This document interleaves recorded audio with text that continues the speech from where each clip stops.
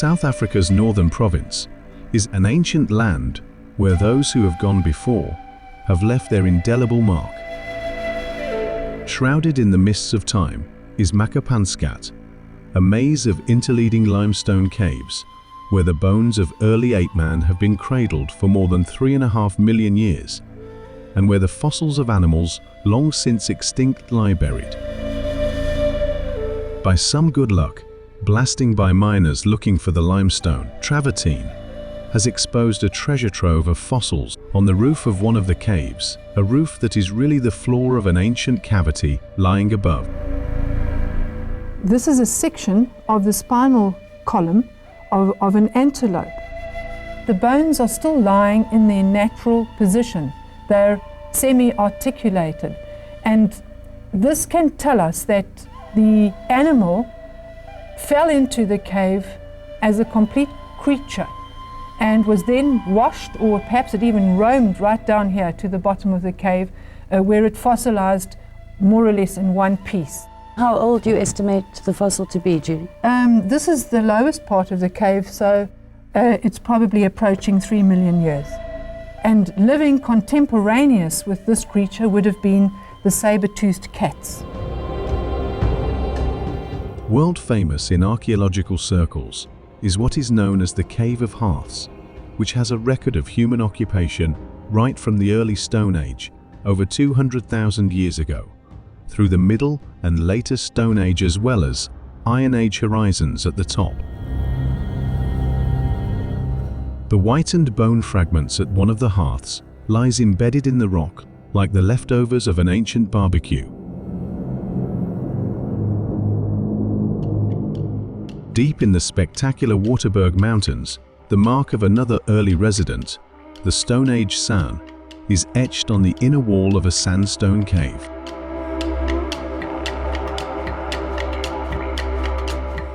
Large cracks in this mountain shelter give a false sense of imminent catastrophe, while huge boulders bear testimony to ancient rockfalls, but looks as if they happened but yesterday.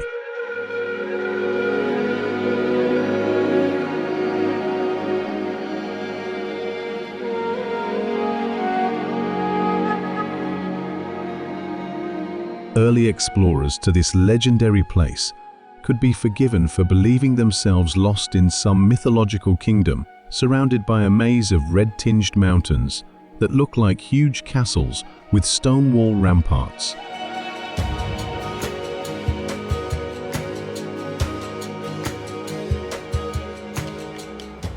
Following in the wake of these first people came ancestral tribes from dark Africa.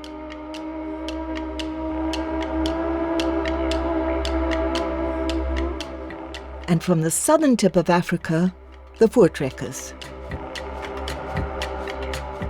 During territorial turbulence, the first to suffer were the San people, who were forced to make way for the stronger tribes from the north.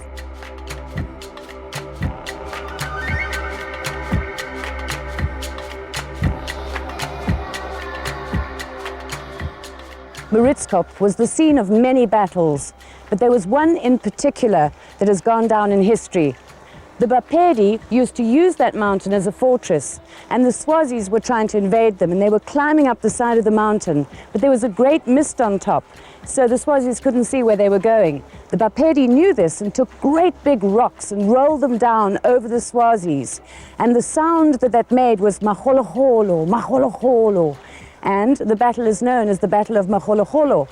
The ones that managed to escape ran down here to the Blyde River, and they were massacred in the water here. Certain times of day, the rocks shine a red tinge there, and people believe it's the blood of the slain Swazi warriors. The arrival of early settlers met with strong resistance from the local people.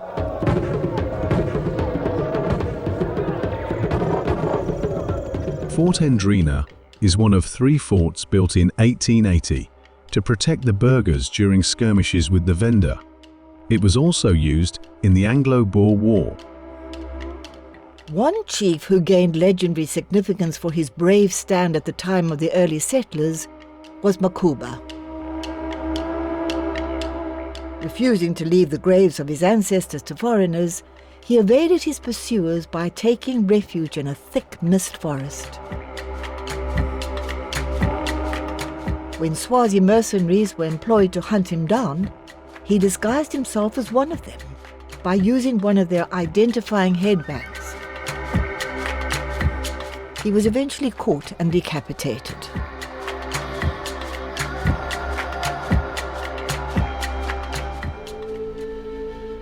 This simple stone monument is a reminder of the brutal massacre of 33 Voortrekker men, women and children by the Ndebele followers of Makapan some years earlier.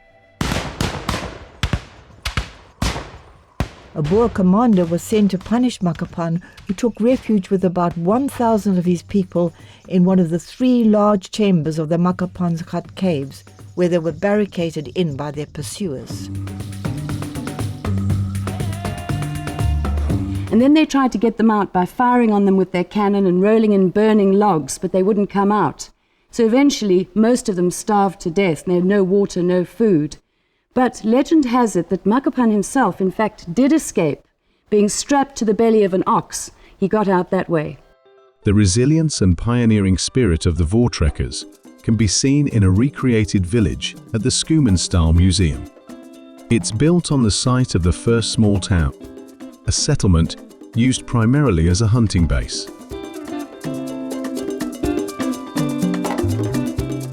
Local resident and historian Chris Oliver has a rich knowledge of the Voortrekker past.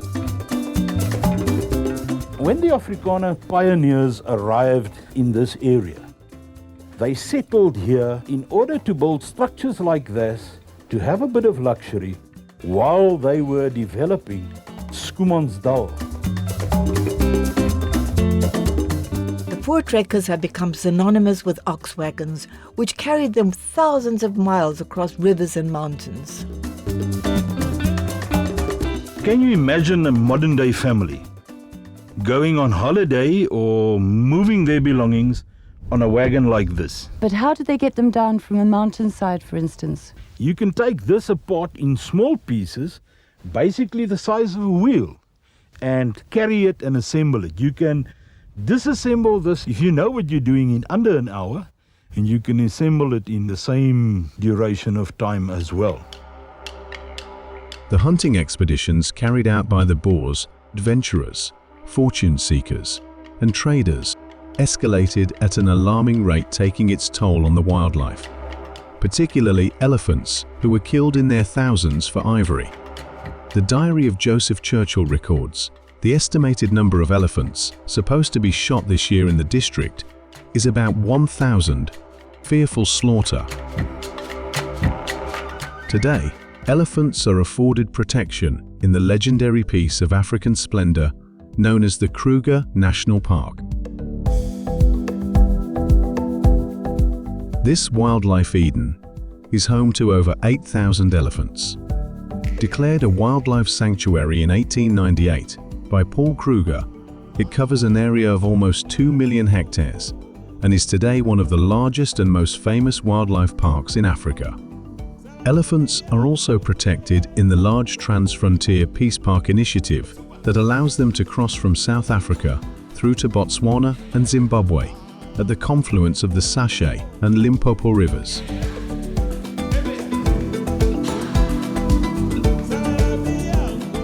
This romance with every facet of this province's textured past continues to live on in its people, cultures, myths and legends.